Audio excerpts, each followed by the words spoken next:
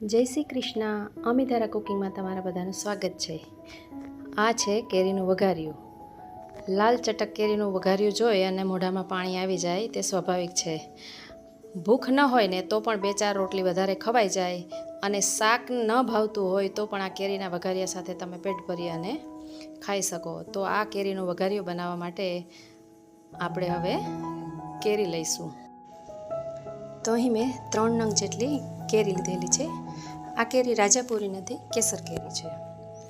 તો હવે આને સારી રીતે ધોઈ છાલ ઉતારી અને એને મીડિયમ સમારી લઈશું.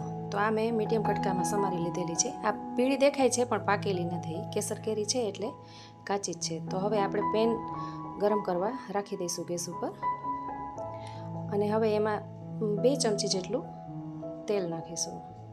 આ તેલ ગરમ થાય એટલે એમાં થોડું જીરું,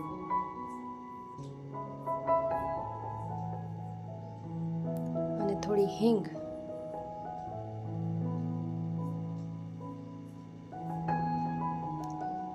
એડ કરી અને હવે આપણે એમાં કેરીના ટુકડાને એડ કરી દઈશું.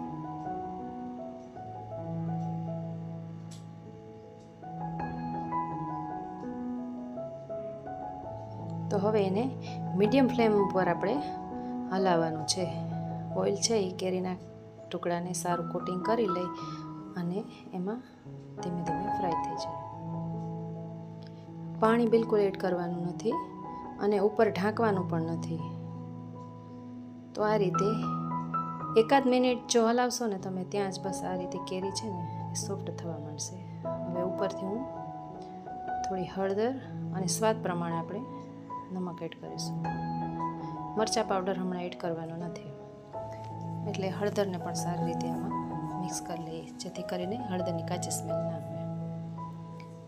તો ફરી 1-8 મિનિટ પછી આપણે જોઈએ તો કેરી છે ને એકદમ સોફ્ટ થઈ ગઈ છે. તો આ કેરીના ટુકડા છે ને વજનમાં 200 ગ્રામ હતા, એટલે હું અહીં 200 ગ્રામ જેટલો ગોળ એડ કરું છું. તમારે ઓછો કરવો હોય તો પણ કરી શકો. જો વધારે ખાટું ભાવતું હોય તો 150 ગ્રામ જેટલો એડ કરવાનો, અને સપ્રમાણ જોતું હોય તો તમારે 200 ગ્રામ એડ કરવાનો છે. તો આ દેશી ગોળ છે અને હું ધીમે ધીમે બધો ગોળ એડ કરી અને આમાં મેલ્ટ થાય ત્યાં સુધી હલાવશું આપણે. તો આમાં છે ને ગોળની 1 તાર જેટલી ચાસણી થાય ને ત્યાં સુધી આને આપણે પકાવવાનું છે, જેથી કરીને કેરીમાં જે પણ મોઇસ્ચર હોય ને એમાં ગોળ સરસ પાકી જાય અને કેરીનું પાણી છે એ બધું નીકળી જાય. તો આ રીતે આપણે ચેક કરીએ ને તો 1 તારની ચાસણી થાય છે, જો તમે જોઈ શકો છો બરાબર. તો હવે બસ 2 મિનિટમાં જ આપણે આ ગેસ છે ને એને બંધ કરી દઈશું. તો આ રીતે હવે આપણું આ મિશ્રણ ઠંડુ થઈ ગયું છે. તો આમાં હું 1.5 ચમચી કશ્મીરી લાલ મરચું એડ કરું છું.